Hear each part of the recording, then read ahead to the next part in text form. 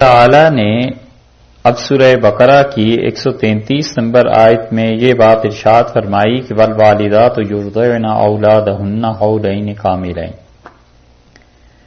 اور مائیں دودھ پلائیں اپنے بچوں کو، اپنی اولاد کو 2 برس کامل، حولین کاملین 2 مکمل برس وہ اپنے بچوں کو دودھ پلائیں۔ لمن ارادہ، یہ حکم اس کے لیے ہے ان یتم الرضاع، جو اس دودھ پلائی کو مکمل کرنا چاہیں۔ تو اللہ تعالی نے اس آیت کریمہ میں بظاہر خبر دی ہے کہ عورتیں دودھ پلاتی ہیں، لیکن حقیقت میں یہ امر ہے، حکم ہے، اور حکم جب خبر کی صورت میں آئے تو زیادہ تاکید کے ساتھ آتا ہے کہ کئی بار بات آ چکی ہے۔ تو اس لیے ارشاد فرمایا ہے کہ عورتیں، خواتین اپنے بچوں کو دودھ پلاتی ہیں 2 سال تک۔ تو اس کا مطلب یہ ہے کہ وہ اپنے بچوں کو جو دودھ پلانا ہے 2 سال تک، یہ مستحب ہے ماں کے لیے، اس پہ واجب نہیں۔ بنیادی طور پہ بچے کو دودھ پلانا ماں کے لیے مستحب ہے، واجب نہیں۔ اور دوسری بات یہ ہے کہ اگر بچہ ماں کے علاوہ کسی کا دودھ نہ پیے تو پھر واجب ہے۔ عام حالات میں ماں کو دودھ پلانا واجب نہیں، اور اس کی کوئی ذمہ داری ایسی نہیں، مستحب ہے۔ لیکن ایک صورت یہ ہو سکتی ہے کہ بچہ کسی اور کا دودھ پیتا ہی نہیں۔ دوسری بات یہ بھی ہو سکتی ہے کہ دودھ پلانے کے لیے کوئی عورت ہی نہیں ملتی، جیسے ہمارے زمانے میں، اب تو رواج ہی نہیں رہا۔ اور عمومی طور پہ کوئی بھی اپنے بچے کو کسی خاتون کے حوالے کر دے، کس کی فیڈنگ کر دیں، دودھ اسے پلا دیں، اب تو بات نہیں رہی۔ تو اس صورت میں بھی ماں پر واجب ہوگا کہ اپنے بچے کو دودھ پلائے۔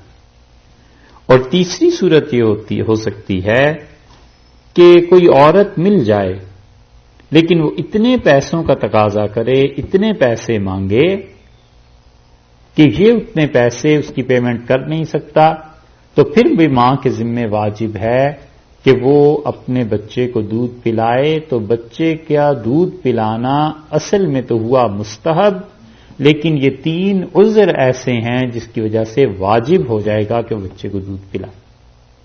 اگر ڈبے کا دودھ اویلیبل ہے، وہ بچہ پیتا ہے، پھر بھی کیا آتی ہیں باتیں؟ اچھا،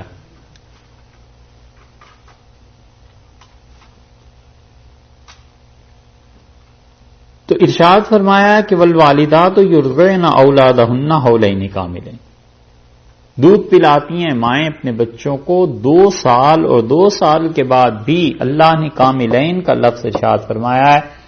اس کا مطلب ہے پورے 2 سال۔ تو 2 سال سے 1 دن بھی اگر اضافہ ہو گیا تو پھر یہ کہیں گے کہ حرام ہے۔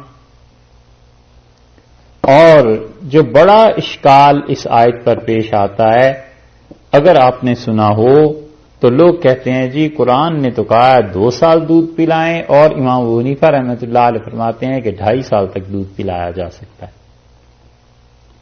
یہ سنا ہے؟ نہیں سنا ہے؟ اچھا، اس کا مطلب تو یہ ہے کہ دوستوں ہی سے نہیں، دشمنوں سے بھی بے خبری ہے۔ یہ بھی نہیں پتا، ٹھیک ہے، ویسے بات سنو پھر ضرورت ہی کیا ہے۔ اچھا، آپ نے سنا ہے؟ ہاں، کہاں؟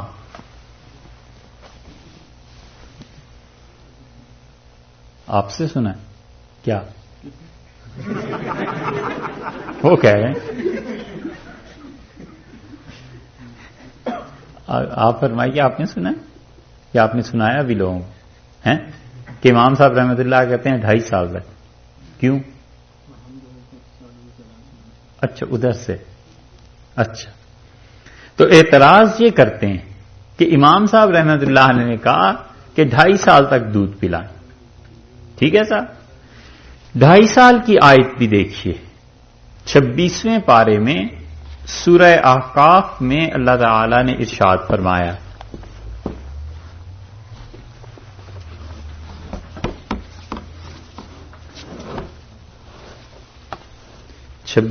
پارے میں سورہ احقاف میں اللہ تعالی نے ارشاد فرمایا. قرآن پاک ہے یہاں؟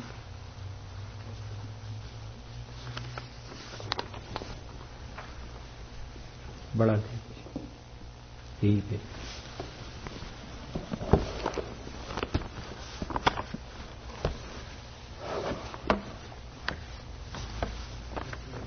سورہ احقاف پارہ نمبر 26 بالکل آغاز میں ہی ہے، 46 سورہ نمبر ہے.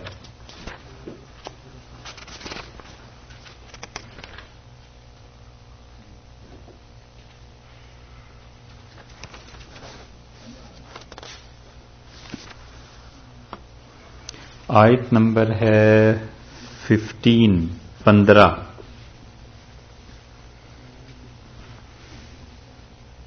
ملی جی.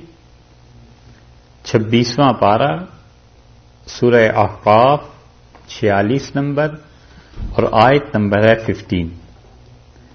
اللہ تعالی نے فرمایا وَوَصَّيْنَا الْإِنسَانَ بِوَالِدَيْهِ، اور ہم نے وصیت کی ضروری قرار دیا انسان کے لیے کہ اپنے والدین کے ساتھ احسانہ حسن سلوک سے پیش آئے، والدین کے ساتھ اچھا رویہ رکھے. حملتہ امہ کرہن، اس کی ماں نے اسے اٹھایا ہے بہت تکلیف کے ساتھ، یعنی اپنے پیٹ میں اس نے رکھا ہے اپنے بچے کو بہت تکلیف کے ساتھ. ووضعتہ کرہا، اور پھر اس نے اسے جنم دیا ہے بہت تکلیف کے ساتھ. وحملہ، اور اس بچے کا اٹھانا. وفصالہ، اور اس کے دودھ کا چھڑانا. 30 شہرن، 30 مہینے میں مکمل ہوا ہے. حتی اذا بلغ اشدہ، یہاں تک کہ جب یہ بچہ جوان ہو جاتا ہے، اپنی طاقت تک پہنچ جاتا ہے جوانی میں. وبلغ 40 سنہ، اور جب اس کی عمر 40 سال کی ہوتی ہے تو پھر سنجیدگی آتی ہے نا. قال رب اوزعنی، کہتا ہے اللہ مجھے توفیق دے، ان اشکر نعمتک التی انعمت علی، میں آپ کا شکر ادا کرتا رہوں ان انعامات پر اللہ جو آپ نے مجھ پر کیے ہیں. وعلی والدیہ، اور اللہ جو آپ نے میرے والدین پہ احسانات فرمائے ہیں مجھے توفیق دے میں تیرا شکر ادا کرتا رہوں. وان اعمل صالحا ترضاه، اور اللہ یہ بھی توفیق دے کہ اب جو زندگی میں سنجیدگی آئی ہے تو میں اچھے اعمال کروں جن سے تو راضی ہو جائے. وَأَصْلِحْ لِي فِي ذُرِّيَّتِي، اور اللہ میری اولاد کو بھی اچھا کر دے. انی تبت الیک، میں تیرے سامنے توبہ کرتا ہوں.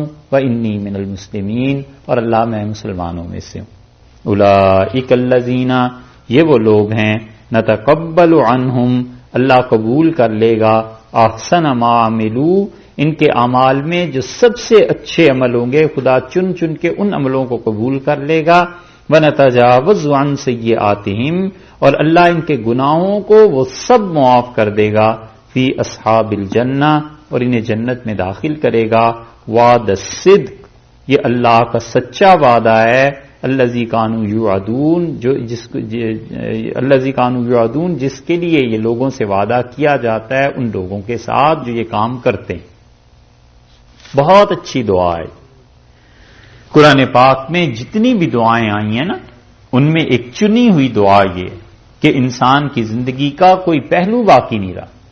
کہ اللہ نے کہا جب 40 سال کی عمر کو پہنچتا ہے تو کہتا ہے اللہ مجھے توفیق دے کہ اشکر نعمتک التی انعمت علیہ، جو انعامات آپ نے مجھ پر کیے ہیں میں ان کا شکریہ ادا کروں. ایک جو میرے والدین پر کیے ہیں اللہ ان کا بھی میں شکر ادا کرتا رہوں. 2، اور اس عمر تک پہنچتے پہنچتے عام طور پہ والدین کا انتقال بھی ہو جاتا ہے. اس لیے کہ خود جب یہ لڑکا 40 سال کا ہوا تو والدہ اس کی کم سے کم ماں اور باپ 60-65 کے تو ہوں گے، 70 کے بھی ممکن ہے ہوں، تو اگر اتنی عمر کہاں ہوتی؟ ایک آدھ کا تو انتقال ہو ہی جاتا ہے، نہ بھی ہو اور دونوں بھی سلامت ہوں تو بھی وہ کہتا ہے اللہ جو ان پہ انعامات ہوئے اور جو مجھ پہ ہوئے. دوسری بات وَأَنْ عَمَلَ صَالِحًا تَرْضَاهُ، اور اللہ میں ایسے عمل کروں جس سے تو خوش ہو جائے، یہ تیسری دعا. وَأَصْلِحْ لِي فِي ذُرِّيَّتِي، اور اللہ میری اولاد کو اچھا کر دے، یعنی صرف اوپر ہی نہیں نیچے اپنے سے جب نسل چلی ہے اس کے لیے بھی دعا کرتا ہے اور کہتا ہے کہ انی تبت الیک، اللہ میں نے تیرے سامنے توبہ کی، وانی من المسلمین، اور اللہ میں مسلمان ہوں. یہ 5-6 دعائیں ایک ہی آیت میں جمع ہو گئیں. یہ بہت کام کی چیز ہے، آدمی کو اللہ سے ایسے دعا مانگنی چاہیے، یاد رکھنا چاہیے اس آیت کو. ہر ایک کی ضرورت کہ اللہ تعالی سے ایسے دعا مانگتا رہے، خدا کو ایسے یاد کرتا رہے.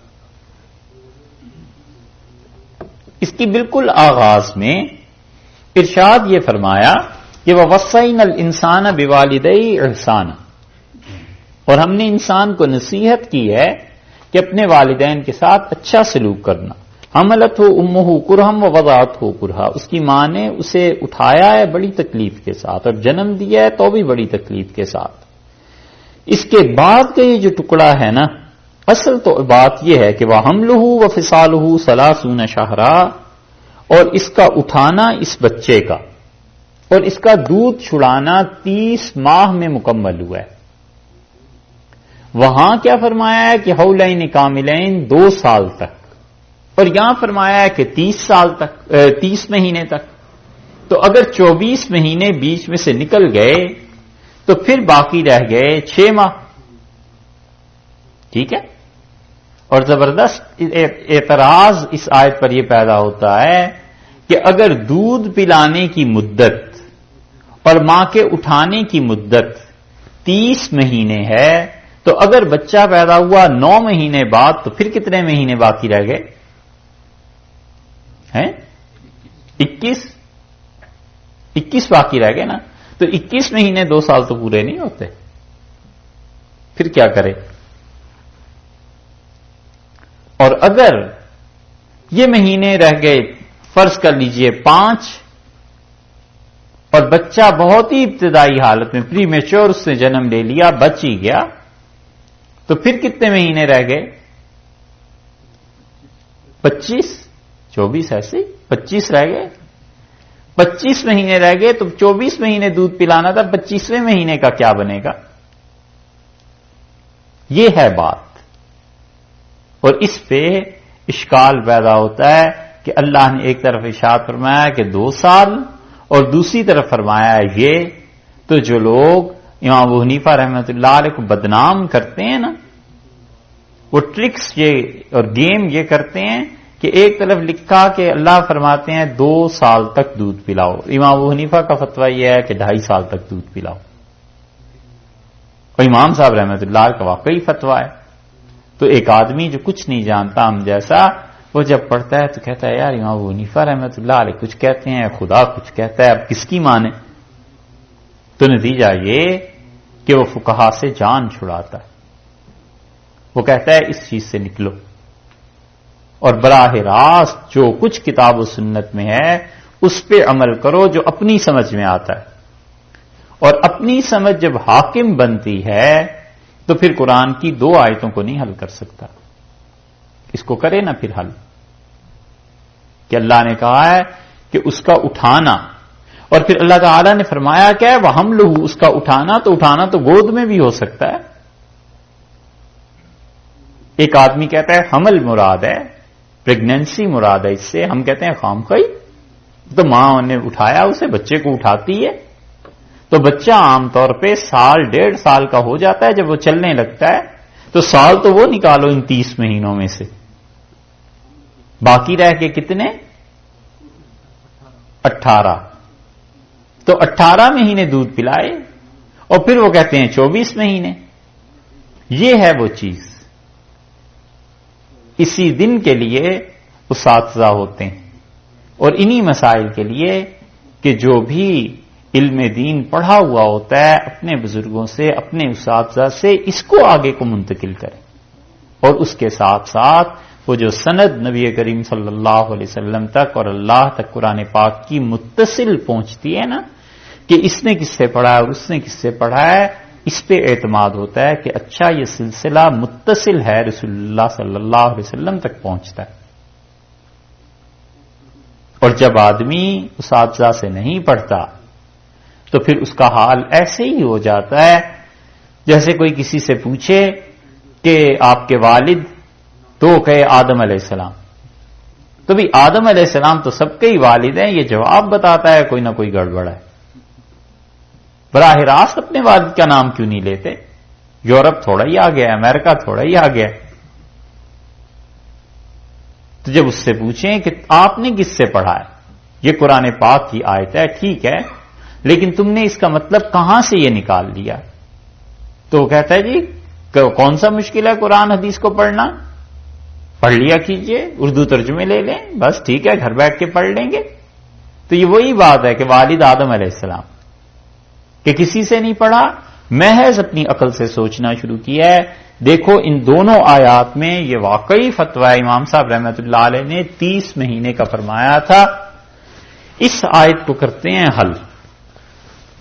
وہ عورت جو کسی کے نکاح میں ہے، یہاں پر مسئلے جو بیان کر رہے ہیں دو قسم کی عورتوں کا بیان ہے۔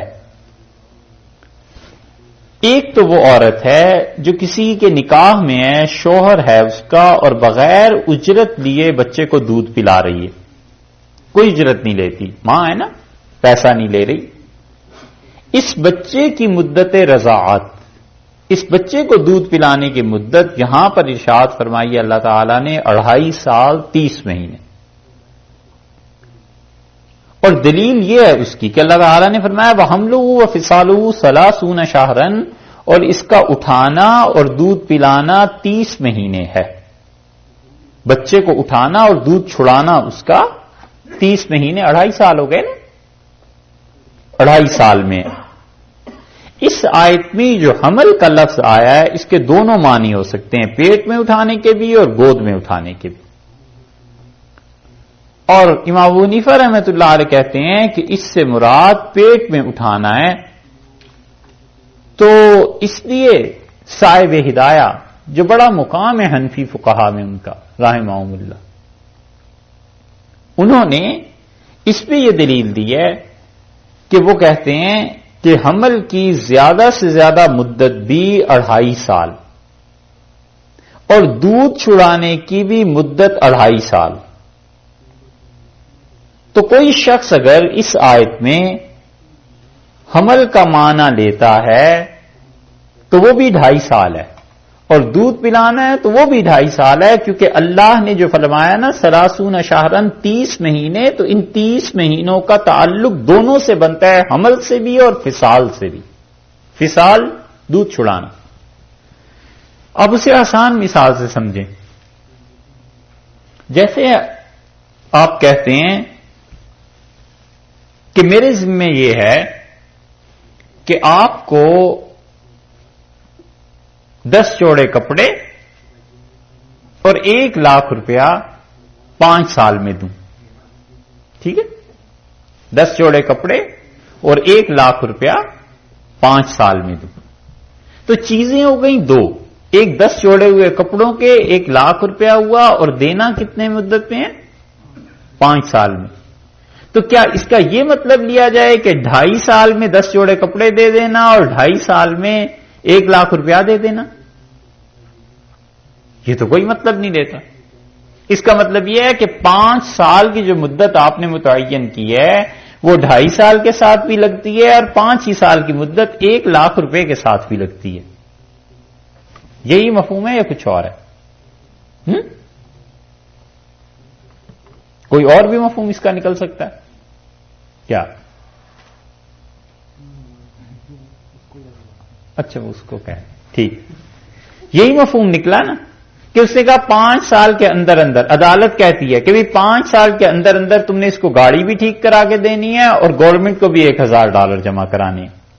تو تو اب وہ کہے کہ اس کا مطلب ہے کہ 2.5 سال میں گاڑی ٹھیک کرا دوں اور 2.5 سال میں $1,000 بھی دے دوں، تو کوئی بھی عدالت اسے نہیں مانے گی. وہ کہیں گے کہ 5 سال کی مدت ہے بھائی، 5 سال میں دونوں کام کرنے ہیں. یہاں جو اللہ نے فرمایا ہے کہ 30 شہرن 30 مہینے، تو یہ 30 مہینے دونوں کے ساتھ لگتے ہیں، حمل کے ساتھ بھی اور فصال کے ساتھ بھی. ٹھیک ہے؟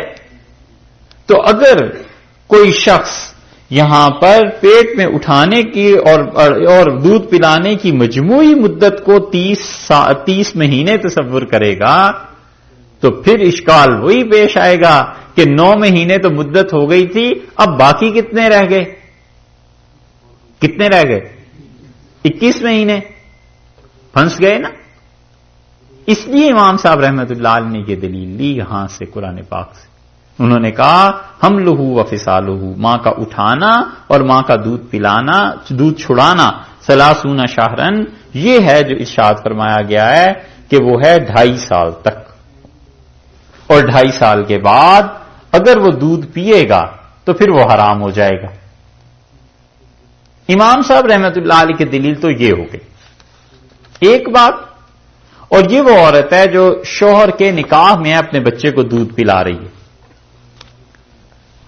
دوسری وہ عورت ہے جس کو شوہر نے طلاق دے دی ہے. تو شوہر نے جب طلاق دے دی اور بچے کو اجرت پر دودھ پلا رہی ہے تو اب تینوں کا حق بنتا ہے، بچے کا بھی، ماں کا بھی جسے طلاق مل گئی ہے، اور باپ کا بھی، تینوں ہیں. اور تینوں کے حقوق کو مد نظر رکھ کے شریعت نے وہ 2 سال مقرر کیے ہیں کہ 2 سال تک وہ اپنے بچے کو دودھ پلائے. ٹھیک ہے؟ اور وہ چیز ہے جو رسول اللہ صلی اللہ علیہ وسلم نے بھی فرمائی ہے 2 سال تک. تو چنانچہ اللہ تعالیٰ ان عورتوں کا ذکر فرماتے ہوئے، وہ دیکھ لو سورہ بقرہ میں طلاق کے اوپر سے مسائل چل رہے ہیں نا، جن کو طلاق مل چکی ہے اور اجرت پر دودھ پلا رہی ہیں، اللہ نے فرمایا والوالدات یرضعن اولادہن حولین کاملین، اور اجرت پر دودھ پلانے والی مائیں. اب سمجھے؟ والدات کا ترجمہ ہم نے یہ کیا کہ جو خواتین اجرت پر دودھ پلا رہی ہیں وہ اپنے بچوں کو دودھ پلائیں گی پورے 2 سال تک. اس خاوند کے لیے جو اجرت والی مدت رضاعت کو پورا کرنا چاہے، لمن اراد ان یتم الرضاع، جو رضاعت کو پورا کرنا چاہے. اور والد پر ضروری ہے وَالْمَوْلُودِ لَهُ رِزْقُهُنَّ وَكِسْوَتُهُنَّ بِالْمَعْرُوفِ کہ 2 سالوں میں اس عورت کو نان و نفقہ دے وہ رواج کے مطابق. اور اگر دودھ چھڑانے کا ارادہ کرتے ہیں فلا جناح علیہما، ان پہ کوئی گناہ نہیں. ٹھیک ہے؟ تو عورتیں الگ الگ ہو گئیں. ایک عورت وہ ہے جو ماں ہے اور نکاح میں ہے، اس کا حکم الگ ہو گیا 30 شہرن. یہ آ گیا کہ حملہ و فصالہ 30 مہینے ادھر اور 30 مہینے ادھر. اور دوسری عورت الگ ہے جو اجرت پہ دودھ پلا رہی ہے اور ہو گئی طلاق، اس کے لیے حکم الگ ہو گیا کہ 2 سال. اب اس کو جب اس طرح پڑھا گیا تو امام ابو حنیفہ رحمۃ اللہ علیہ کی دلیل ہے مضبوط، لیکن اس کے باوجود حنفی فقہا نے امام صاحب رحمۃ اللہ علیہ کے قول پہ فتویٰ نہیں دیا. وہ کہتے ہیں کہ دیکھو 2 سال پہ تو دونوں کا اتفاق ہو گیا نا. امام ابو یوسف محمد رحمہ اللہ 2 سال قرار دیتے ہیں، امام ابو حنیفہ رحمۃ اللہ علیہ 2.5 سال قرار دیتے ہیں. ٹھیک ہے؟ تو امام محمد، امام ابو یوسف، امام ابو حنیفہ رحمۃ اللہ علیہ تینوں مل گئے 2 سال تو تینوں میں ہو گئے اتفاق کے. اختلاف کتنے مہینوں کا رہا؟ 6 ماہ کا رہ گیا.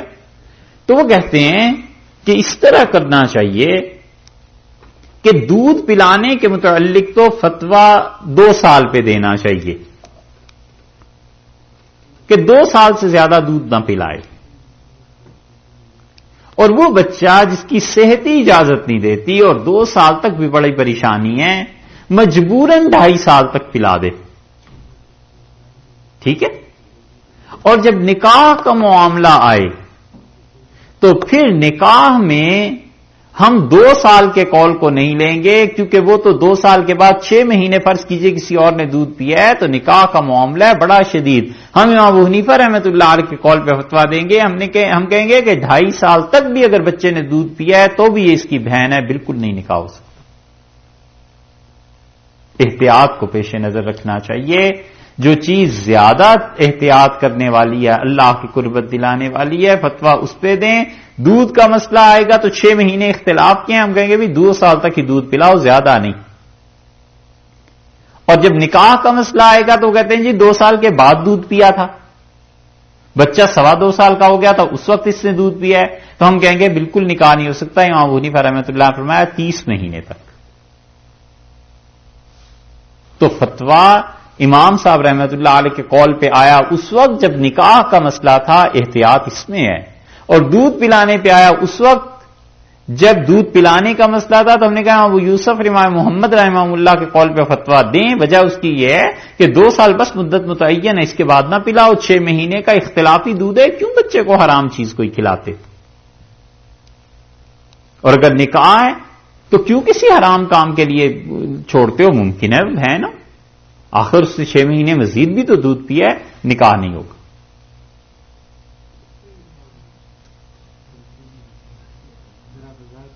اور وضاحت کر دے. اچھا دیکھیے 2 آیات ہیں. ایک آیت یہ ہے کہ اللہ تعالی نے فرمایا ہے کہ عورتیں اپنے بچوں کو دودھ پلائیں 2 سال تک. ہم کہتے ہیں یہ وہ عورت ہے جو اجرت پہ دودھ پلا رہی ہے. قرآن نے اوپر سے بات کی ہے طلاق کی، اور طلاق والی عورتیں جب وہ اجرت پہ دودھ پلائیں گی تو 2 سال تک پلائیں. سنتے جاؤ اب. اور دوسری عورت وہ ہے جو حقیقتاً ماں ہے اور اپنے بچے کو دودھ پلاتی ہے. تو اللہ تعالیٰ نے یہاں ماں کا ہی ذکر فرمایا ہے نا، طلاق والی عورت کو تو نہیں کہا. دیکھ لو پھر آیت کو کہ طلاق والی تو نہیں ہے. اللہ نے کہا وَوَصَّيْنَا الْإِنسَانَ بِوَالِدَيْهِ إِحْسَانًا حَمَلَتْهُ أُمُّهُ كُرْهًا وَوَضَعَتْهُ كُرْهًا. اس کی ماں نے اسے بڑی تکلیف کے ساتھ جنم دیا اور اس کی ماں نے اسے اٹھایا ہے بڑی تکلیف کے ساتھ. وَحَمْلُهُ وَفِصَالُهُ، اور اس کا اٹھانا اور اس کا دودھ چھڑانا 30 شہرن 30 مہینے ہے. تو ہم کہتے ہیں والدہ اصل ہے، 30 مہینے ہے. تو اس 30 شہرن کا تعلق دونوں سے ہے، حمل سے بھی ہے اور فصال سے بھی ہے. دودھ پلانے سے بھی ہے، دودھ چھڑانے سے بھی ہے اور حمل سے بھی ہے، دونوں سے. تو دونوں کی مدت 30 مہینے ہے. ہم یہ نہیں کہہ سکتے کہ 15 مہینے اس کی ہے اور 15 مہینے اس کی ہے. ہم یہ نہیں کہہ سکتے کہ 6 مہینے حمل کے لیے ہوئے اور 24 مہینے دودھ کے لیے ہوئے. اس لیے کہ فرض کر لو 6 مہینے ویسے ہوتے بھی نہیں، 8 ماہ میں 9 ماہ میں بچے کا جنم ہوتا ہے. تو 8 مہینے 9 مہینے اس 30 شہرن 30 مہینوں میں سے اگر نکال دیجئے آپ 9 مہینے تو 21 مہینے باقی بچتے ہیں. 21 مہینے کا کیا مطلب ہے؟ دوسری جگہ تو 24 مہینے کا ذکر ہے. تو اس لیے یہ 30 شہرن 30 مہینے دونوں کے لیے ہیں کہ زیادہ سے زیادہ حمل کی مدت 30 مہینے 2.5 سال، اور زیادہ سے زیادہ دودھ پلا سکتے ہو تو 2.5 سال تک. یہ ہے امام ابو حنیفہ رحمۃ اللہ علیہ کا مسئلہ. اور امام محمد امام ابو یوسف رحمۃ اللہ علیہ فرماتے ہیں کہ اللہ نے یہ کہہ دیا ہے کہ وہ جو عورتیں ہیں 2 سال تک دودھ پلائیں، تو اس کا مطلب یہ ہے کہ 2 سال تک جو دودھ پلانا ہے بچے کے لیے 2 سال کی عمر کے بعد دودھ کا پینا جائز نہیں. ہم کہتے ہیں کہ 24 مہینے دودھ پلایا، ان 24 مہینوں میں ایک لڑکی نے بھی دودھ پیا اور اس لڑکے نے بھی دودھ پیا، تو یہ ہو گئے آپس میں بہن بھائی. اب فرض کر لیجئے 24ویں مہینے کے بعد 25واں مہینہ آگے شروع ہو گیا، 26واں مہینہ آ گیا. اس میں یہ عورت کسی بچے کو دودھ پلا رہی تھی، اب ایک اور لڑکی آ گئی، ایک بچی آ گئی. اس بچی کا دودھ اس نے شروع کیا، پہلا دن تھا، دوسرا دن تھا، اور اس لڑکے کو 25واں مہینہ لگ گیا، 26واں مہینہ لگ گیا. تو اب فتویٰ کس چیز پہ دیں؟ اگر تو ہے نکاح کا مسئلہ تو ہم کہیں گے کہ دیکھو 2 سال کی مدت بالکل ٹھیک ہے دودھ پلانے کے لیے، لیکن نکاح کے معاملے میں بے احتیاطی نہ کرنا. امام ابو حنیفہ رحمۃ اللہ علیہ کا فتویٰ یہ ہے 30 مہینے تک. تو یہ ابھی 26واں مہینہ ہے اس کا. یہ اور یہ بچی جس کا پہلا دن دوسرا دن ہے، یہ آپس میں بہن بھائی ہو گئے امام صاحب کے فتوے کے مطابق. اگرچہ امام ابو یوسف اور امام محمد کے فتوے کے مطابق نہیں ہوں گے، کیونکہ 24 مہینے کے بعد ہو گیا. سمجھ آ رہی؟ احتیاط اسی میں ہے کہ 30 مہینے تک 31واں مہینہ آ گیا فرض کیجئے اس بچے کا، تو 31ویں مہینے میں جو لڑکی آئی ہے دودھ پینے کے لیے اس کے چند دن ہی ہوئے تھے تو وہ اس کی بہن بھی نہیں بنی، ٹھیک ہے نا؟ اور اسی طرح 31ویں مہینے میں وہ دودھ پینا بھی حرام ہو گیا تھا، رشتہ بھی قائم نہیں ہوتا۔ اب یہ نکاح کرنا چاہیں تو ہم کہیں گے امام صاحب رحمۃ اللہ کا فتویٰ 30 مہینے تک تھا، 31واں مہینہ شروع ہو گیا، اب کوئی حرج نہیں ہے، ان کا نکاح ہو سکتا ہے، لیکن یہ کہ اس دودھ کا پینا حرام، ٹھیک ہے؟ جب بچے کے پورے ہو جائیں 24 مہینے تو اب بچے کو مزید 6 مہینے دودھ پلائیں یا نہ پلائیں، بچہ صحت مند ہے، ٹھیک ٹھاک ہے، تو ہم کہیں گے امام صاحب کا فتویٰ ہے ابھی 6 مہینے کی گنجائش ہے، لیکن چونکہ 6 مہینے کا اختلاف ہے نا، امام محمد ابو یوسف کہتے ہیں کہ بالکل نہ پلاؤ رحمہم اللہ، وہ کہتے ہیں حرام ہو جائے گا، تو اس لیے یہاں احتیاط اس میں ہی ہے کہ 24 مہینے بعد ہی کٹ آف کر دو، اب دودھ نہ پلایا جائے۔ تو کہیں گے 24 مہینے ہو گئے ہیں، بس اب ختم ہوئی بات، اب دودھ نہ پلائیں، اور اگر نکاح کا مسئلہ ہے تو پھر احتیاط اس میں ہے، دودھ پلانے کا مسئلہ ہے تو احتیاط اس میں۔ اب سمجھ آئی ہیں؟ نہیں آئی؟ پھر کروں تقریر ہیں؟ ہم تو یہ سمجھتے تھے دودھ کبھی بھی پیے، ایک ماہ سے ہو گیا ہیں؟ اگر ایک عورت کا دودھ جو ایک لڑکا اور لڑکی پیے کبھی بھی چاہے 30 مہینے سے زیادہ ہو جائیں، نہیں صرف 30 مہینے کا، جی وہ بات آگے آتی، ٹھیک ہے؟ اب سمجھ میں آئی؟ یہ جو کہتے ہیں نا گڑبڑ کرتے ہیں کہ امام حنیفہ رحمۃ اللہ 2.5 سال کا فتویٰ دیتے ہیں اور اللہ نے 2 سال کا کہا ہے، تو اس طرح تو سارے قرآن کی بھی پھر خیر نہیں۔ اگر اسی طرح بیان کرنا ہے تو پھر ہم کہیں کہ اللہ نے تو کہا ہے کہ شراب حرام ہے، انما الخمر والمیسر، خمر اور میسر یہ چیزیں حرام ہیں، اور رسول اللہ صلی اللہ علیہ وسلم نے ان چیزوں کی اجازت دی ہے، پھر تو حدیثیں بھی قرآن کے مقابلے میں لا کے رکھتے ہیں، یہ گڑبڑ ہے۔ اس لیے امام ابو حنیفہ رحمۃ اللہ علیہ بڑے محتاط آدمی تھے، بہت محتاط آدمی تھے، وہ دین کی جو حدود تھی 10 ہاتھ لوگوں کو پیچھے رکھتے تھے کہ خدا کا معاملہ ہے، ڈر کے رہو، بالکل اس کے قریب نہ جانا۔ اب سمجھ آئی بات کی؟ یہ ہے 30 شہرن 30 مہینے، اور وہ ہے 24 مہینے۔ والوالدات یرضعن اولادہن حولین کاملین، اور عورتیں پلائیں اپنے بچوں کو دودھ کب تک پلائیں؟ حولین کاملین، 2 سال تک۔ اسی لیے حنفیوں کا فتویٰ یہ ہے کہ 2 سال کے بعد عام حالات میں بچے کو دودھ نہیں پلانا چاہیے بس، اور اگر فرض کر لیں بچے کی صورتحال اچھی نہیں ہے اس کی صحت کی، تو پھر اسے 2.5 سال تک دودھ پلایا جا سکتا ہے، 6 مہینے مزید گنجائش اور مہلت ہے، اور 2.5 سال جس دن پورے ہو گئے اس دن کے بعد ایک قطرہ بھی اس دودھ کا پینا حرام ہے، وہ دودھ جائز نہیں ہے بچے کے لیے، وہ حرام ہے، منع ہے، لیکن حرام ہونے کے باوجود اب اس دودھ سے رشتے قائم نہیں ہوں گے۔ اسی لیے فقہا نے لکھا ہے کہ شوہر نے اپنی بیوی کا دودھ اگر پی لیا تو ہے وہ حرام اس کے لیے، لیکن رشتہ قائم نہیں ہوگا۔ رشتہ جو قائم ہوگا وہ 2 سال کے اندر اندر، اور امام ابو حنیفہ رحمۃ اللہ علیہ چونکہ زیادہ احتیاط کرتے ہیں 2.5 سال تک لے آئیں گے کہ 2.5 سال کے اندر اندر اگر دودھ پلایا گیا ہے، پیا گیا ہے، تو وہ دودھ ہے جو رشتوں کو حرام کرتا ہے۔ اس کے بعد 2.5 سال کی عمر سے زیادہ ہو جائے، 30 مہینے سے 1 دن بھی زیادہ ہو گیا، اور 10 سال 20 سال بھی زیادہ ہو گئے، تو اب کوئی بھی کسی کا دودھ پیے گا رشتہ قائم نہیں ہوگا۔ اور یہ اس میں برابر ہیں شریعت کی نظر میں کہ وہ بچہ براہ راست دودھ پیے یا خاتون اپنا دودھ نکال کے چمچے کے ذریعے اسے پلا دیں، دوائی میں ملا کر پلا دیں، سب صورتیں برابر ہیں، وہ حرمت بڑی شدید ہے، وہ حقیقتاً بہن بھائیوں کا رشتہ ہو جاتا ہے۔ اس لیے وہ کوئی بھی صورت ہو، فیڈنگ جب ہوگی عورت کا دودھ بچے کے حلق سے اتر جائے گا 30 مہینے کے اندر اندر، تو اس وقت جو بچی دودھ پی رہی ہے یہ آپس میں بہن بھائی بن جائیں گے، یا رشتہ داریاں، اس کا لمبا باب ہے، وہ سب قائم ہو جائیں گے۔ اور 30 مہینے گزر گئے، پھر کسی نے بھی کسی کا دودھ پی لیا ہو تو وہ ہے حرام، اس کا پینا حرام ہے، لیکن یہ کہ رشتہ اس سے قائم نہیں ہوتا۔ لمن اراد ان یتم الرضاع، اللہ نے فرمایا ہے کہ یہ حکم ان لوگوں کے لیے ہے جو رضاعت کو پورا کرنا چاہیں.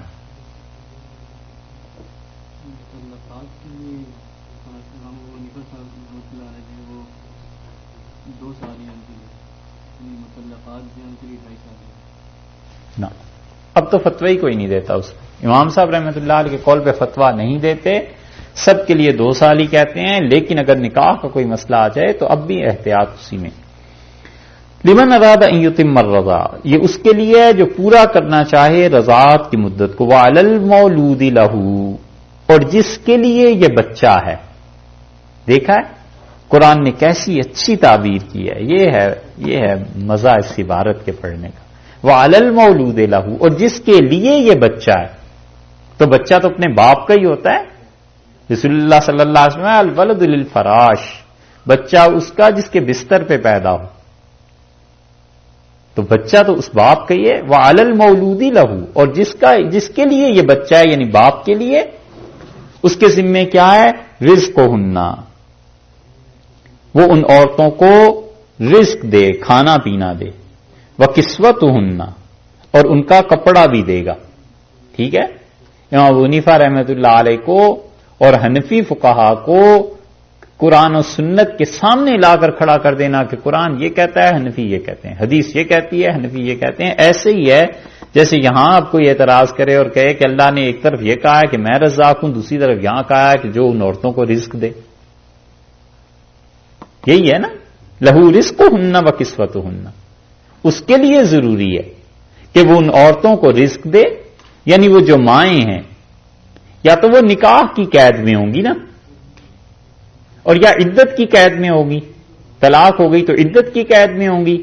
اور ویسے عام حالات میں وہ ماں ہے. اللہ نے فرمایا شوہر کے ذمے یہ ضروری ہے، اس بچے کے باپ کے ذمے.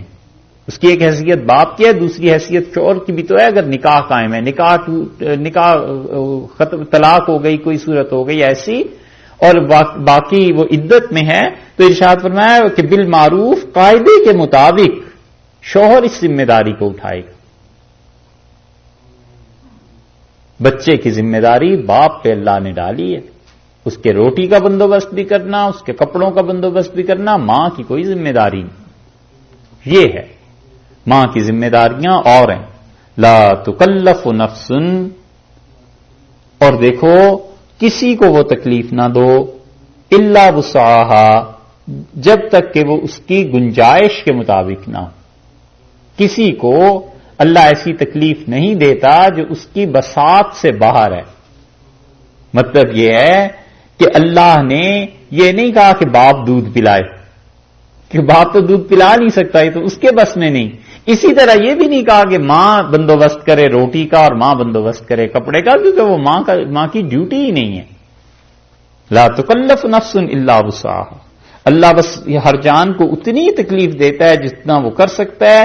یعنی ماں دودھ پلا سکتی ہے وہ پلائے، اور باپ کے ذمے رزق ہے، روٹی ہے، کپڑا ہے، لا کے دے.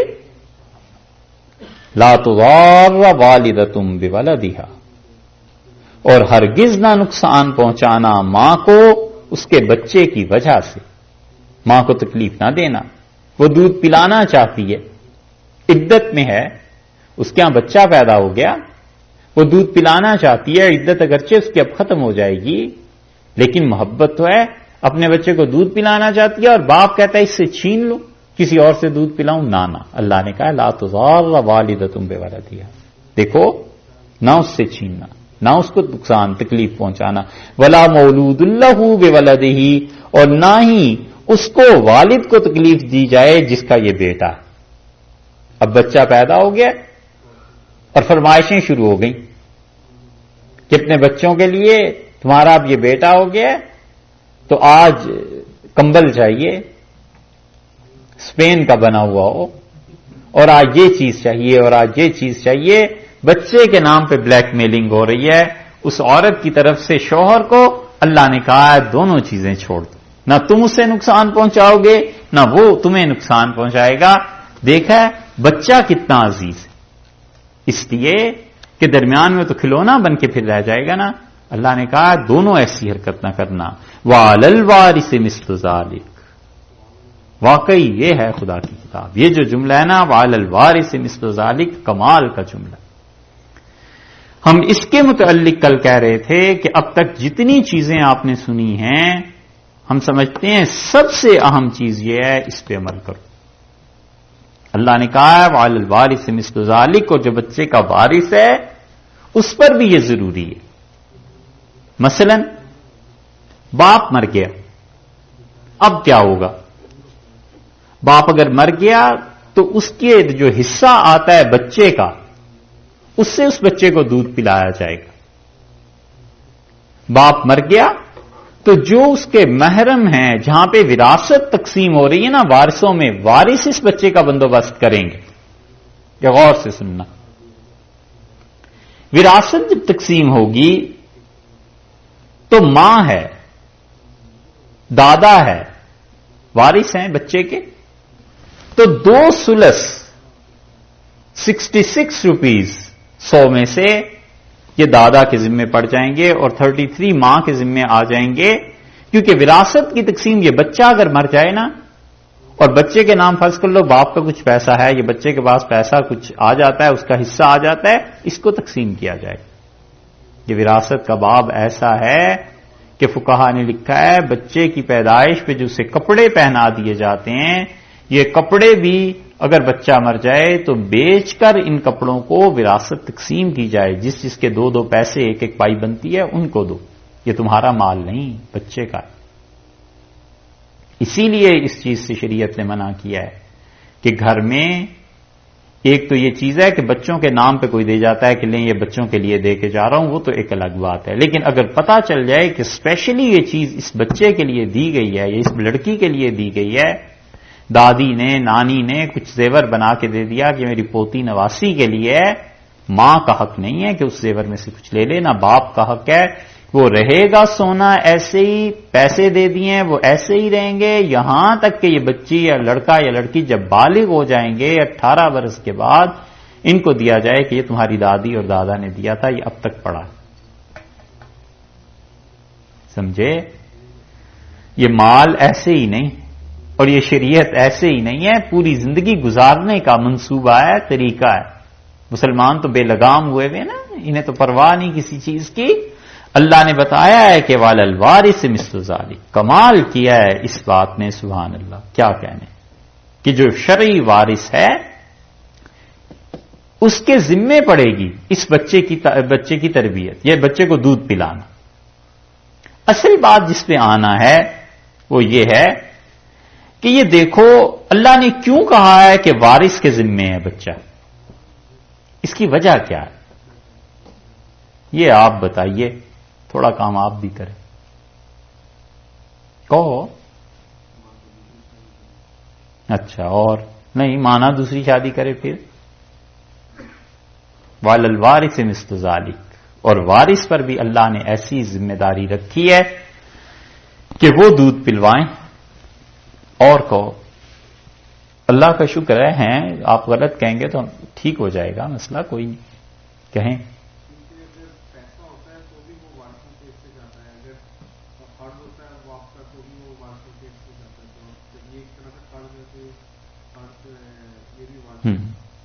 اور کوئی بات یہ بھی درست ہے کسی حد تک. ویسے میں اس کے علاوہ ایک اور بات کر رہا ہوں، اب سوچتے رہیے. دیکھیں رشتہ داریوں کا قائم رکھنا کتنا ضروری ہے نا بات، کہ اس بچے کی وراثت تقسیم ہوگی تو کہاں کہاں پہنچے گی. اگر رشتہ داریاں ٹوٹی بھی ہیں تو اس بچے کا وارث پھر کون ہوگا. اور اسی طرح اگر یہ قرض چھوڑ کے مر جائے کوئی آدمی تو وہ قرض بھی تو تقسیم ہوگا نا خاندان پہ. تو جب خاندان جڑے رہتے ہیں، رشتہ دار جڑے رہتے ہیں آپس میں، تو پھر کسی کو پتا چلتا ہے کہ بھتیجے نے قرض لے لیا، بھانجے نے کچھ کر دیا، تو روکتا ہے کہ رے میاں یہ قرض کیوں لے رہے ہو، یہ ہماری ذمہ پڑے گا، ہمیں ادا کرنا ہوگا. اور اسی طرح کسی کا انتقال ہو جاتا ہے تو سب کو پتا ہوتا ہے کہ وراثت میں کتنا کتنا حصہ ہماری طرف آ رہا ہے. حضرت عمر رضی اللہ عنہ نے اسی لیے اپنی وفات سے پہلے اپنے قرض کو تقسیم کروایا سارے قبیلے پہ، اور امیر المومنین رضی اللہ عنہ نے کہا کہ اگر میں وراثت چھوڑ کے جاتا تو عبداللہ میری وراثت بھی ایسے ہی تقسیم ہوتی. اور اسی لیے وارث مثل ذالک میں ہم نے کہا ہے کہ 66% دادا ادا کرے گا اور 33% ماں ادا کرے گی اگر ماں کے پاس ہیں، اور اگر ان کے پاس نہیں ہے تو پھر اور وارثوں میں. لیکن بات یہ ہے، اور اس سوال کو واضح کرتے ہیں کہ بچہ اس کی پرورش ورثہ کے ذمے کیوں ہے؟ وجہ کیا ہے بچے کو وارثوں کے ذمے کرنا؟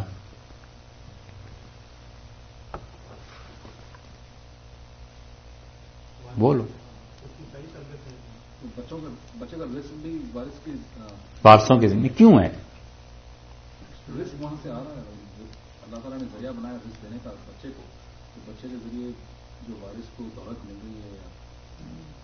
اور اس لیے چلیں اب بولیں، ابھی ہے وقت، بولو. اپنے ہی وقت زیادہ بڑھائیں گے آپ. اور سیدھی سادی بات ہے کہ بچہ کما نہیں نہ سکتا. وارث کے ذمے کیوں ڈالا ہے اللہ نے؟ اس لیے کہ بچہ کما نہیں سکتا. ایگری؟ سمجھ آتی ہے؟ ٹھیک ہے. اس سے حنفی اور مالکی فقہا نے مسئلہ ثابت کیا ہے، یہ ہے کمال. فقہا کہتے ہیں، احناف اور مالکی وہ کہتے ہیں کہ اللہ نے وارثوں کے ذمے بچے کو اس لیے ڈالا ہے کہ بچہ خود کما نہیں سکتا. تو وہ کہتے ہیں کہ ہر آدمی، اس کے خاندان میں جتنے اپاہج بچے ہیں، جتنے چھوٹے بچے ہیں اور جتنے اپاہج مرد ہیں اور تمام وہ عورتیں جو کما نہیں سکتی اور اس کی وراثت اگر مر جائے تو انہیں پہنچے گی، تو ان سب عورتوں اور مردوں اور بچوں کی ذمہ داری اس آدمی پہ آتی ہے. اسے اپنے مال میں سے انہیں دینا چاہیے. سمجھے؟ یہ ہے علت. وہ کہتے ہیں علت مشترک ہے. بچہ کما نہیں سکتا، وارثوں کے ذمے ہے. عورتیں ہیں گھروں میں، وہ بیچاری کچھ نہیں کما سکتی، بیوہ ہو گئی ہے، بوڑھی ہو گئی ہے، کچھ کر نہیں سکتی، وہ بھی اس بچے ہی کی طرح ہے نا کہ نہیں کما سکتی. مرد ہے، اپاہج ہو گیا ہے، پاؤں کٹ گئے، ہاتھ کٹ گیا، پاگل ہو گیا، دیوانہ ہو گیا، تو اپاہج ہو گیا، وہ بھی اسی بچے کی طرح ہوا، کما نہیں سکتا. اور کوئی آدمی مر گیا، ماں باپ دونوں مر گئے، چھوٹے چھوٹے بچے ان کے رہ گئے، وہ نہیں کما سکتے. سب کے لیے حنفی اور مالکی فقہا کہتے ہیں کہ تم سوچو کہ ان بچوں کا تمہارا کیا رشتہ ہے. اگر تم مر جاؤ اور تمہاری وراثت ان میں سے کسی کو پہنچ رہی ہے تو زندگی میں ان کو پالنا بھی تمہاری ذمہ داری بن جاتی ہے. اپنے خاندان کو پالو اور انہیں بھیک نہ مانگنے دو. یہ ہے شریعت. ہماری بات سمجھے؟ اگر مسلمان صرف اس ایک چیز پر عمل کرنے لگ جاتے اور عمل کرنے والے ہوتے تو ہمارے معاشروں میں یوں بیوائیں کام نہ بیچاری کرتی اور ہمارے معاشروں میں یوں بچے چوراہوں پہ کھڑے ہو کے نہ مانگ رہے ہوتے. اور کبھی یہ نہ ہوتا کہ خاندان میں ایک آدمی لاکھوں پتی ہے اور اس کے گھر میں اس کے قریبی عزیز وہ بغیر علاج کے مر رہے ہیں. وہ کہتا ہے میری ذمہ داری نہیں. بھی تمہاری ذمہ داری آخر کیسے نہیں؟ تم اگر مرتے ہو تو تمہاری یہ وراثت تمہارے بہن بھائیوں کو پہنچے گی نہیں پہنچے گی؟ وہ کہتا ہے میری ذمہ داری نہیں. بھئی وہ عورت مر گئی، فرض کر لو اس کے پاس ایک مکان ہے، وہ بیچاری کہتی ہے میں مکان کہاں بیچوں، یہ بھی مکان بیچ دوں تو میں جاؤں کہاں، میں تو بھیک مانگ کے گزارا کر رہی ہوں. اس کے مرنے پہ اسی مکان کا حصہ وراثت کا تمہارے پاس بھی آ جائے گا، تو تم کیسے اس رشتہ داری کو توڑ سکتے ہو؟ اس لیے فقہا نے لکھا ہے کہ علت مشترک ہے. بچہ بھی نہیں کما سکتا، وہ عورتیں بھی نہیں کما سکتی، اپاہج مرد نہیں کما سکتے، چھوٹے چھوٹے اور بچے ہیں وہ بھی نہیں کما سکتے. وہ تمہاری ذمہ داری ہے ان کی پرورش کرنا جتنا تمہارے بس میں ہے، وگرنہ قیامت میں ان کے مانگنے کا، بھیک کا، ان کی ضروریات کا حساب بھی اسے دینا پڑے. سمجھے؟ یہ سمجھے یا میں دوبارہ کہوں؟ ہیں؟ پھر سے بتا دوں. اچھا اور یہ بھی بتا دیں خاندان، مطلب دادا کے بھائی بہن جو ہے وہ بھی خاندان میں آتے ہیں. وہ علی الوارث مثل ذالک. اللہ نے فرمایا ہے کہ اگر دودھ پلانے کی بات ہے تو نہ ماں کو تکلیف دی جائے بچے کی وجہ سے اور نہ باپ کو بلیک میل کیا جائے بچے کی وجہ سے. اور وارث جو ہیں وہ پابند ہیں اس بات کے کہ باپ کے مرنے کی وجہ سے جو بچہ اب تمہارے ذمہ آ رہا ہے وارثوں کے، اس کو دودھ پلوانا، اس کی پرورش تربیت یہ تمہارے ذمہ آ رہی۔ وجہ کیا؟ وجہ یہ ہے کہ بچہ کما نہیں سکتا، اگرچہ اس کے پاس پیسہ بھی ہو، نہیں کما سکتا۔ تو حنفی اور مالکی فقہا کہتے ہیں، اور یہ فتویٰ حنفیوں نے کہاں سے لیا ہے؟ امام حضرت عمر رضی اللہ عنہ سے۔ ابن کثیر نے اس مقام پہ صراحت کیا ہے کہ حضرت عمر رضی اللہ عنہ یہ فتویٰ دیتے تھے، اور جمہور اسلاف اس بات کے قائل تھے۔ اسلاف یہ کہتے تھے کہ اصل علت دیکھو کیا ہے کہ بچہ کما نہیں سکتا، تو وہ کہتے تھے کہ پھر اس طرح انسان کے خاندان میں جو بھی کما نہیں سکتا، خواہ وہ عورتیں ہیں جو گھروں میں بیٹھی ہوئی ہیں، خواہ وہ بچے ہیں، بھتیجے بھانجے، کوئی بھی ان کا باپ مر گیا ہے اور وہ بیچارے چھوٹے رہ گئے ہیں، اور اسی طرح وہ مرد جو اپاہج ہو گئے ہیں، اندھا ہو گیا ہے، بہت بوڑھا ہو گیا ہے، مریض ہو گیا ہے، پیسہ سارا خرچ ہو گیا ہے، ان ساری صورتوں میں یہ جو آدمی ہے یہ دیکھے کہ میرے ورثاء کون کون ان میں بنتے، مثلا دادا ہے، مثلا والد ہیں، مثلا پھوپھی ہے، اسی طرح اور اوپر دادا کے بھائی بھی بعض صورتوں میں، اسی طرح نیچے دیکھے بھتیجے بھانجے کون کون ہے جو اس میں میری بھابھی ہیں، ان کی اولاد ہے، بھائی کی اولاد ہے، مختلف صورتیں وراثت کی بنتی ہیں۔ ان میں سے اگر میرا وراثت کسی کے پاس پہنچتی ہے یا اس کے مرنے پہ اس کی وراثت میری طرف آئے گی، تو ان سب کی ذمہ داری اس خاندان پہ چلی جائے گی کہ تم سب آپس میں مل کے ایک دوسرے کی کفالت کرو، وگرنہ گناہ گار ہوگے، اللہ کے یہاں جواب دینا پڑے۔ اس لیے ہم سب لوگوں کو سوچنا چاہیے کہ ہمارے خاندان میں کتنے بچے ہیں، کتنی عورتیں ہیں، اگر اللہ نہ کرے، اللہ عافیت سے رکھے، آج مر جاتا ہوں تو یہ میری وراثت کس کس کو پہنچتی ہے، فلاں فلاں خاتون کو اور فلاں فلاں بچے کو اور فلاں فلاں اپاہج کو، ان کا فکر کرے کہ ان کو کیا کرنا ہے۔ اگر اس کی استطاعت ہے اور باوجود استطاعت کے ان تک مال نہیں پہنچا یا انہیں کوئی تکلیف پہنچی، یہ گناہگار ہے، پکڑا جائے گا۔ جی ہو گیا، جواب ہو گیا، کہیے۔ وہ سب خوشنو تھا کہ اب اپاہج آدمیوں کے بارے میں جو بتا رہے ہیں، تو اپاہج عورتوں کی طرف نہیں جائے گی، عورتیں بھی جو اپاہج ہیں، اسی طرح مرد جو بوڑھے ہو گئے ہیں، نہیں کما سکتا، 80 سال عمر ہو گئی، اب کہاں جائے، مانگنے جائے۔ یہ ہے وہ چیز، یہ ہے قرآن، دیکھا ہے نا خدا کی کتاب، یہ حضرت عمر رضی اللہ عنہ کا فتویٰ ہے۔ جی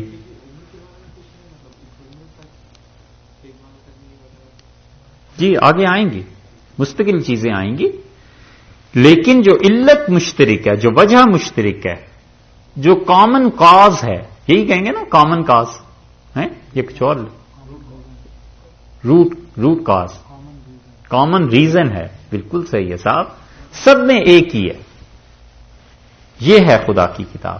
دیکھا ہے شریعت نے کیسے مسلمانوں کو باندھا ہے، اور حلال کے مال میں وہ تعیشات، وہ عیاشیاں کر سکتا ہے جب اسے پتا ہو کہ میں نے یہ پیسہ خاندان کو بھی بھجوانا ہے، جب پتا ہو کہ بھائی کے بچے چھوٹے چھوٹے رہ گئے ہیں ان کی پرورش کرنی ہے، جب پتا ہو کہ بہن طلاق ہو گئی ہے، گھر آ گئی ہیں یا کچھ اور ہو گیا ہے، جب پتا ہو کہ بہن کے پاس بہن کو بیماری ہو گئی ہے اور مجھے بہرحال ان کی بیماری کے لیے مدد کرنی ہے، کہاں سے پیسہ پھر وہ دعوتوں میں اڑا سکتا ہے، اور کہاں سے رمضان کی افطاریاں اور یہ جو حیدرآباد کے ولیمے ہیں، یہ جو ہے نا یہ اسی بے فکری کا نتیجہ ہے، یہ اسی بے فکری کا نتیجہ ہے، سمجھے؟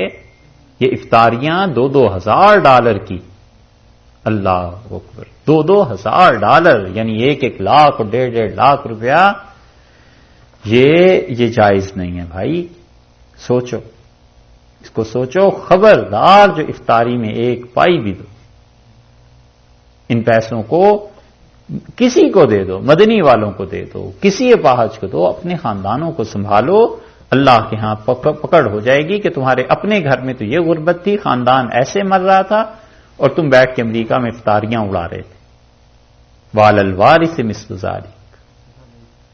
جی جی یہ بات. اب وارث کون کون ہے؟ یہ وراثت کے احکامات دیکھنے چاہیے کہ ماں باپ بہن بھائی، وراثت میں آدمی اپنے احکامات دیکھے. اور یہ مفتی حضرات جو ہوتے ہیں وہ وراثت میں حصے نکال لیتے ہیں کہ اس کے وارث یہ بنتے ہیں، تو ان کا خیال کرنا چاہیے، فکر کرنی چاہیے. اور اگر یہ سسٹم رائج ہو جائے، فرض کر لو، تو آپ کا کیا خیال ہے معاشرے میں کوئی بیوہ اور کوئی بھوکی اور کوئی ننگی ایسی رہ جائے؟ کوئی بچے ایسے رہ جائیں جس کے لیے لوگ مانگتے پھریں، اور کوئی ہسپتال ایسے رہ جائیں جو خیراتی ادارے بن جائیں؟ ہے نا بات؟ یہ ایسی آیات پڑھ کے نا دل گواہی دیتا ہے کہ اللہ ہی کا کلام ہے. رسول اللہ صلی اللہ علیہ وسلم اپنے پاس سے نہیں لکھ سکتے تھے ایسی چیز. یہ ہے اللہ کا کلام. اور یہ اس کا ایک اور پہلو بھی ہے، جب یہ نہیں سمجھا نا قرآن، اور جب یہ نہیں پڑھتے تو پھر عمل بھی تو نہیں نہ ہوتا. کیوں نہیں پڑھتے قرآن؟ ویسے تو ہزاروں لوگ ملیں گے، ادارے کھولیں، مسلمانوں میں غربت ختم ہو، اور بھیک بچے مانگتے ہیں، جی بڑی طبیعت خراب ہوتی ہے، اس کا کچھ بندوبست ہونا چاہیے. حکومت کہتی ہے پکڑو اور جیل میں ڈالو. ہزار چیزیں. اس کو کوئی نہیں کہتا کہ قرآن سمجھ کے پڑھ لو اللہ کے بندو، اور اس پہ عمل اگر کرو گے تمہارے اپنے ہی خاندانوں کے فائدے ہیں، پوری امت کا فائدہ ہو جائے گا. ایک کمیونٹی مسلمانوں کی اگر یہ کام کرنے لگے تو چند برس میں سب لوگ دیکھنے لگ جائیں گے کہ یار یہ کمیونٹی ایسی ہے، اپنے بچوں کو سنبھالتے ہیں، اپنے خاندان کو، ان کے خاندان میں کوئی نہیں بھیک مانگتا. اور اس کا بڑا فائدہ یہ بھی ہے کہ آدمی ذہنی طور پہ بھی پرسکون ہوتا ہے کہ اگر مجھے کچھ ہو بھی گیا تو الحمدللہ خاندان میں شرعی نظام قائم ہے، شریعت کے مطابق سب ایک دوسرے کی دیکھ بھال کرتے ہیں، تو بچے میرے اور بیوہ رہ گئی تو بھی کوئی ایسے مسئلہ نہیں ہے، یہ چیزیں ہو جائیں گی سر. وعلی الوارث مثل ذلک. اور وارث کے ذمے ایسے ہی ہے. سمجھ آ گئی؟ اس نقطے کو سمجھانا چاہتے تھے کہ جو انسانیت کے ٹھیکیدار اور علم بردار یورپ اور امریکہ بنے پھرتے ہیں نا، ان کو بھی پوچھنا چاہیے کہ تمہارے ہاں بھی کوئی ایسا قانون ہے یا اسٹیٹ کے ذمے ڈال دیا کہ بھتیجے ہیں تو اسٹیٹ کے ذمے، بھانجے حتیٰ کہ اولاد بھی اسٹیٹ کے ذمے ہو گئے. فَإِنْ أَرَادَ فِصَالًا. اور اگر یہ چاہیں، دودھ چھڑانا چاہتے ہیں دونوں، ماں بھی باپ بھی، تو اللہ نے فرمایا ان تراض منہما، تو دونوں اپنی خوشی سے چھڑا سکتے ہیں. اس کا مطلب یہ ہے کہ باپ اکیلا ہی نہیں فیصلہ کرے گا، ماں بھی فیصلہ کرے گی کہ بچے کو مزید فیڈنگ کی ضرورت ہے نہیں ہے، دودھ پلانا ہے ابھی یا نہیں ہے. ان تراض منہما، دونوں کی رضامندی سے، وتشاور، اور دونوں آپس میں مشورہ کر لیں. فلا جناح علیہما، تو ان دونوں پر کوئی گناہ نہیں. یہ اس میں رد آ گیا ان کا جو کہتے ہیں کہ عورت سے مشورہ کر کے پھر اس کے الٹا چلنا چاہیے جو وہ مشورہ دے، ہے نا. اللہ نے کہا ہے وتشاور، اور مشورہ کر لیں دونوں آپس میں کہ اولاد بچے کو دودھ پلانا اب مناسب ہے نہیں ہے. یہ ہے عورتوں سے مشورہ. فلا جناح علیہما، ارشاد فرمایا کوئی حرج نہیں ہے، ٹھیک ہے. 2 سال کی مدت پوری نہیں ہوئی، اس سے پہلے چھڑانا چاہتے ہو، ٹھیک ہے، اس سے پہلے چھڑا دو. وَإِنْ أَرَدْتُمْ أَن تَسْتَرْضِعُوا أَوْلَادَكُمْ، اور اگر تمہارا ارادہ یہ ہے کہ ان تسپرضعوا، کہ تم اپنی اولاد کو دودھ پلاؤ، اپنی اولاد کو ماں کے علاوہ کہیں اور سے، فلا جناح علیکم، تو کوئی گناہ نہیں ہے. اذا سلمتم، جب تم حوالے کر دو، ماں اس چیز کو آتیتم، جو تم نے دینی ہے، جو پیسے اور اجرت دینی ہے، بالمعروف، قاعدے کے مطابق، ٹھیک ٹھیک وہ پیسے طے جو ہوئے ہیں تم اگر ان کو دے دو گے ان عورتوں کو، وہ تمہاری اولادوں کو دودھ پلائیں، کوئی حرج نہیں ہے اس میں، ماں نہ پلائے، دوسری عورتیں پلاتی ہیں. اجرت اگر متعین ہو گئی ہے تو اللہ نے فرمایا اذا سلمتم ما آتیتم بالمعروف. یہ معروف کا جو لفظ ارشاد فرمایا ہے نا یہاں پر، اس معروف سے مراد یہ ہے دونوں طرف گیا ہے. اذا سلمتم بالمعروف، یعنی جب تم ان کے حوالے کر دو وہ اجرت قاعدے کے مطابق. اذا سلمتم ما آتی، اور دوسرا ترجمہ یہ کیا گیا کہ اذا ما آتیتم بالمعروف، اور یہ کہ جو چیز تم نے حوالے کرنی ہے ان کے وہ چیز کر دو، ان تک پہنچا دو یا ان کے حوالے کر دو، دونوں طرح مفہوم ایک ہی بنتا ہے کہ قاعدے کے مطابق پیسے اس میں سے کم نہ کرنا، ان عورتوں کا حق بنتا ہے اس پیسے کو نہ مارنا، اتنا محترم ہے یہ پیسہ مومن کا، اور جنہوں نے محنت کی ہے ان کا۔ مسلمان بہت جگہوں پہ پیسے خرچ کرتے ہیں، بظاہر وہ سمجھتے ہیں کہ بڑی نیکی کی باتیں ہیں، کھانے کھلانا اس طرح کی چیزیں، اور جن پہ اللہ نے کہا ہے حقیقتاً خرچ کرنا چاہیے جن جگہوں پہ، وہاں نہیں کرتے، اور یہ سب نتیجے ہیں تعلیم نہ ہونے کے۔ واتقوا اللہ، ارشاد فرمایا ڈرو اللہ سے، وَاعْلَمُوا، اور یاد رکھو ان اللہ بما تعملون بصیر، جو کچھ تم کرتے ہو اللہ ایک ایک چیز کو دیکھ رہا۔ اللہ تعالی نے ایسے ہی نہیں چھوڑ دیا اس دنیا کو، ایک ایک عمل اس کی نگاہ میں، جتنی نیکیاں کرو گے اتنا ہی تمہیں اس کا اجر ملے گا، جتنے اچھے کام کرو گے اس کا اجر تمہیں ملے گا۔ بشر حافی رحمت اللہ علیہ تھے، بڑے بزرگوں میں سے تھے۔ حافی کہتے ہیں ننگے پاؤں، تو ان پر ایک حال طاری تھا اور جوتے نہیں پہنتے تھے، بس طبیعت ایسی تھی۔ کسی نے کہا جوتے پہن لیں، تو انہوں نے کہا یہ زمین بادشاہوں کا فرش ہے اور بادشاہ کے محل میں کوئی جوتے پہن کے چلتا ہے، تو جوتے نہیں پہنتے تھے۔ لطیفہ بھی ہے کہ ایک ان کے دوست ملنے آئے اور انہوں نے بچی چھوٹی ان کی ساتھ تھی، تو انہوں نے بشر رحمت اللہ علیہ کے متعلق پوچھا کہ وہ حافی ہیں گھر پہ، تو گھر والوں نے بتایا کہ نہیں، تو وہ واپس چلے تو بچی بولی اپنے باپ سے اور کہنے لگی کہ ابا اگر آپ 2 پیسے کے جوتے اپنے اس دوست کو دلا دیتے تو لوگ انہیں حافی نہ کہتے، ننگے پاؤں والا نہ کہتے۔ بشر حافی رحمت اللہ علیہ کے پاس ایک آدمی آیا،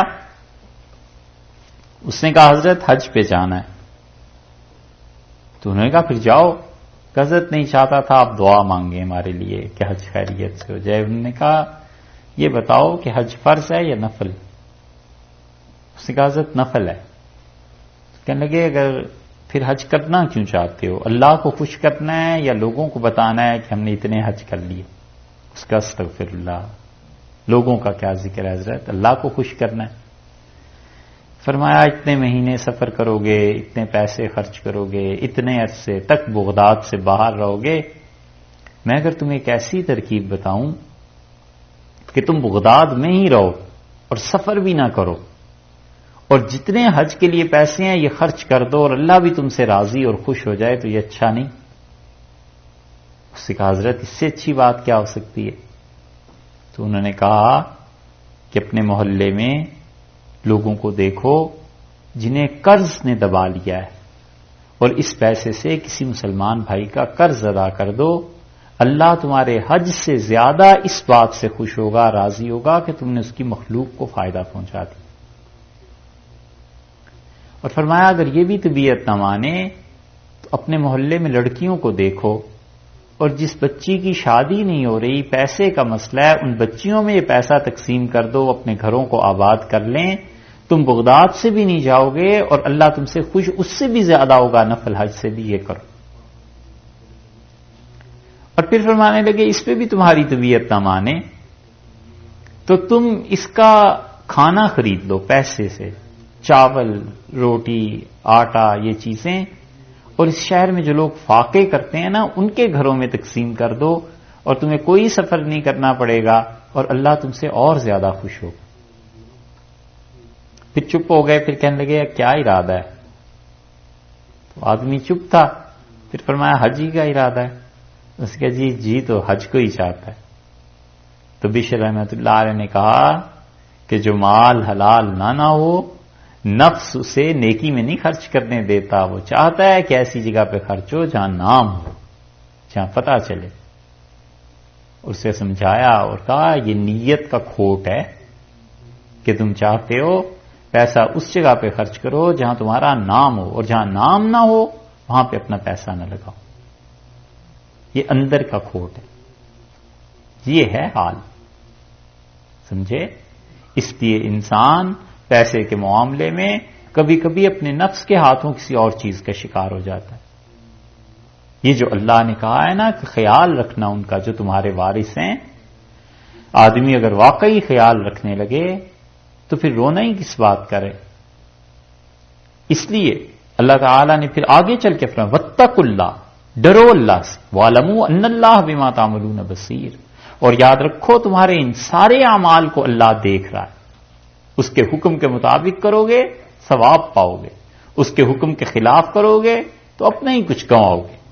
وَالَّذِينَ يُتَوَفَّوْنَ مِنْكُمْ، اور تم میں سے جن کا انتقال ہو جائے، وَيَذَرُونَ أَزْوَاجًا، اور اپنی بیویاں چھوڑ جائیں پیچھے کو، یتربصن، تو وہ انتظار کریں گی، عدت گزاریں گی، بِأَنفُسِهِنَّ، اپنی جانوں کے لیے، 4 اشہر وعشرہ، 4 مہینے اور 10 دن. کل یہ آیت گزر گئی نا؟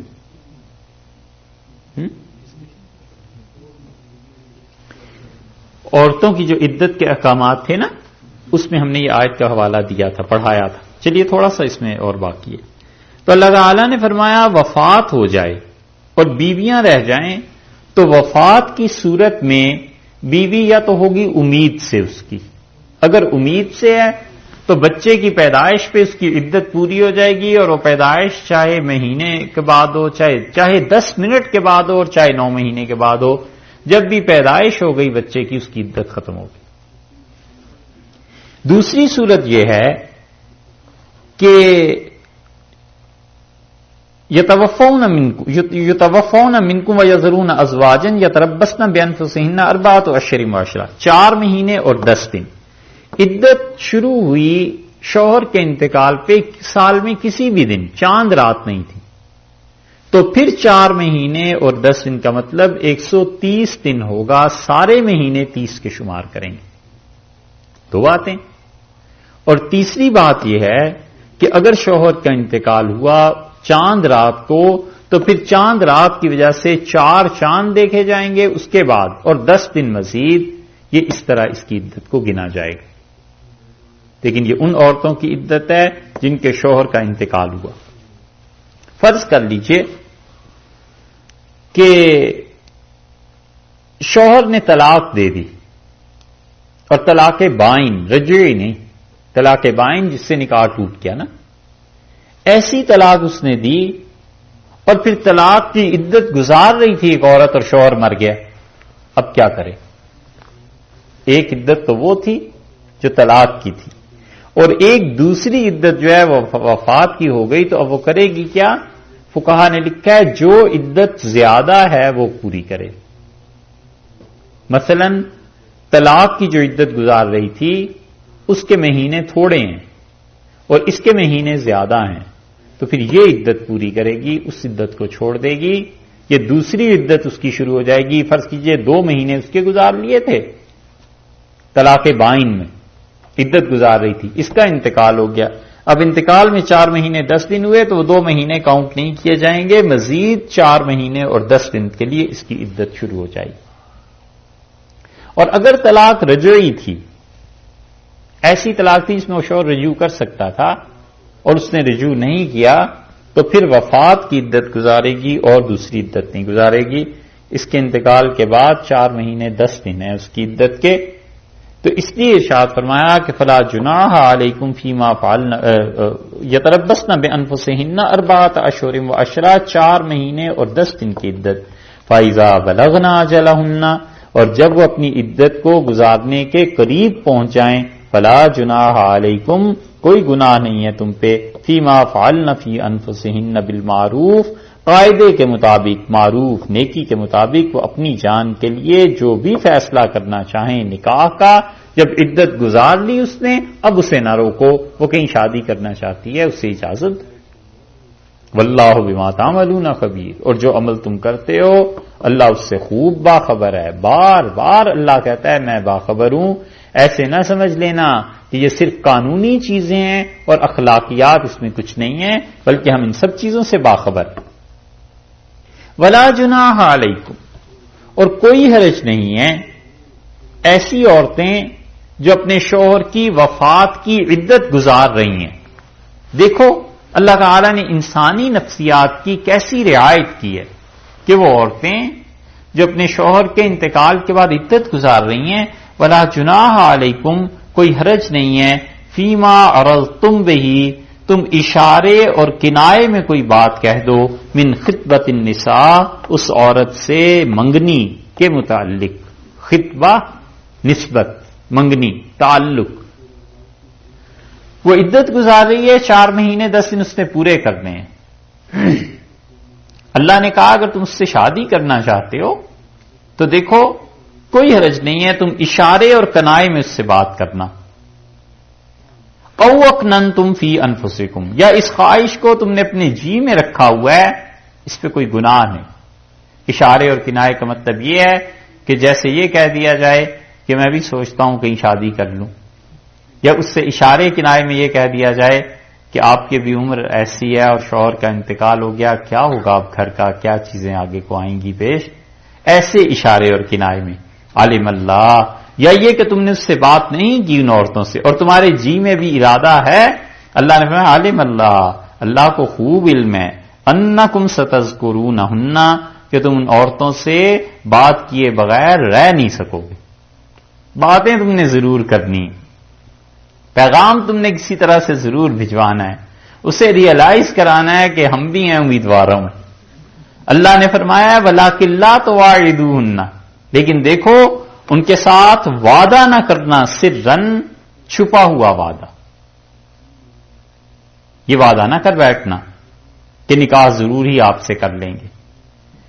اس کی ایک وجہ یہ بھی ہے کہ اسے کیسی عورت کیوں نہ ہو، شوہر سے تو تعلق یقیناً ہوتا ہی، اور اس کا ہے وہ عدت کا زمانہ دکھ کا، تکلیف کا، پریشانی کا، اور اگر اس سے صراحتاً بات کر دے کہ میں آپ سے نکاح کرنا چاہتا ہوں، تو وہ اس وقت چاہے کچھ بھی نہ بولے، جب نکاح ہو جائے گا نا اور پہلے دن لڑائی جب ہوگی پہلی مرتبہ، تو وہ کہے گی آپ کو تو اتنا بھی خیال نہیں رہا، آپ تو اس وقت بھی مجھے پیغام دیتے تھے جبکہ میں اپنے سوگ کے دن پورے کر رہی تھی۔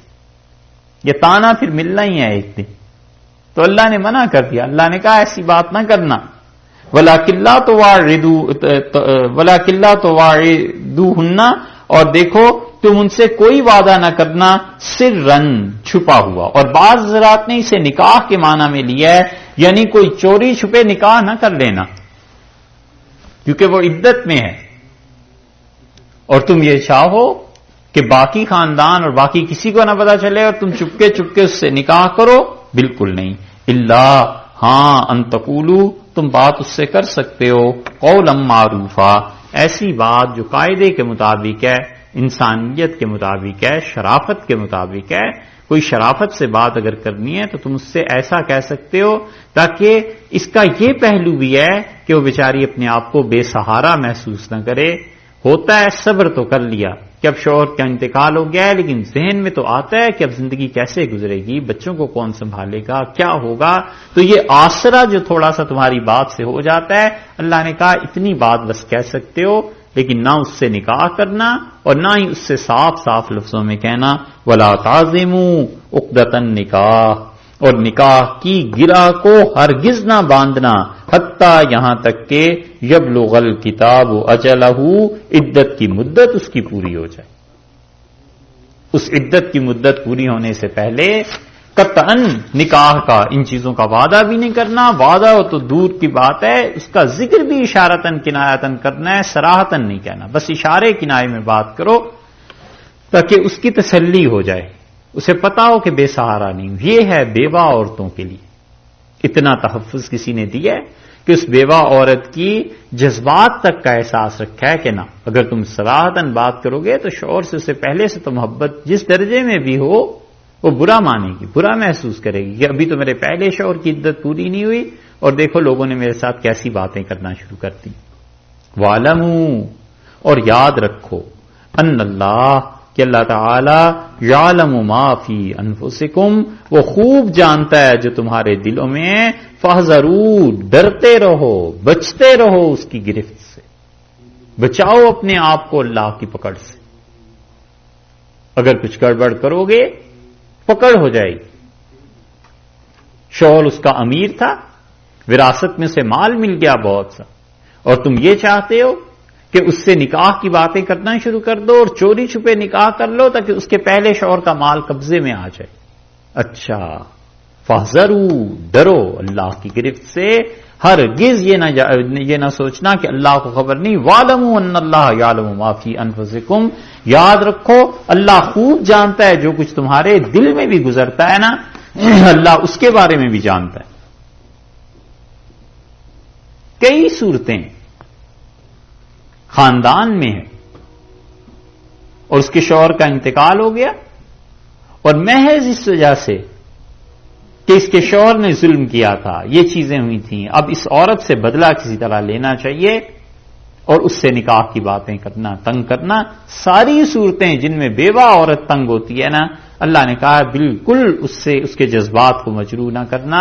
یہ انسانوں کے جذبات کا حال ہے، بیوہ کے جذبات کا حال ہے. کہاں یہ اور کہاں وہ مذہب اور دین جن میں عورتوں کو زندہ جلا دیا جائے کہ شوہر کا انتقال ہو گیا ہے اور ستی کی رسم جاری ہے، اس کو بھی جلاؤ. یہ چیزیں وَاعْلَمُوا، اور یاد رکھو اگر کوئی ایسی بات ہو گئی ہے، ان اللہ غفور حلیم، اللہ مغفرت کرنے والا ہے، اس سے معافی مانگو. حلیم، بڑا بردبار ہے، اتنی جلدی گرفت نہیں کرتا، بڑا بردبار ہے. ایک چور لایا گیا اور اس پہ عمر رضی اللہ عنہ نے اس کے لیے فیصلہ دیا کہ اس کا ہاتھ کاٹا جائے.